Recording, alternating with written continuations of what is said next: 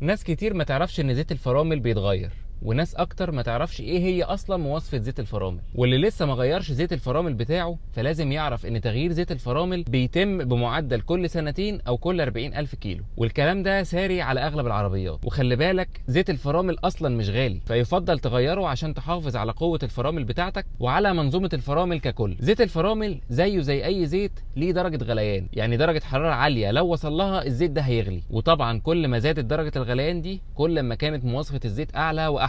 وزيوت الفرامل للعربيات ليها مواصفات زي دوت 3 دوت 4 ودوت 5، وكمان في دوت 5.1. والفرق بينهم هو الفرق في درجة الغليان اللي هي الدرجة اللي الزيت بيغلي عندها. يعني كل ما الرقم ده زاد كل ما كان الزيت ده اقوى وبيتحمل درجه غليان اعلى. بس مش معنى كده انك تروح تحط زيت دوت 5 في عربيه بتاخد دوت 3، لان في اختلافات في التركيب بتاعهم مش بس في درجه الغليان، فممكن يبوظ لك اي جزء من اجزاء منظومه الفرامل زي الماستر العمومي. وبرده العكس ما ينفعش، يعني ما تجيش تحط زيت دوت 3 في عربيه بتاخد دوت 4. طب نعرف مواصفه زيت الفرامل بتاعه العربيه منين؟ ابسط حاجه، افتح الكبوت وبص على الغطا بتاع زيت الفرامل، هتلاقي مكتوب عليه مواصفة الزيت اللي المفروض تستخدمها. ولما تجيب زيت لازم تتأكد انه مكتوب على العلبة بتاعته نفس المواصفة اللي موجودة في العربية بتاعتك. لو الفيديو ده عجبك ما تنساش اللايك والشير والفولو، وابعته لصاحبك اللي ما بيغيرش زيت الفرامل.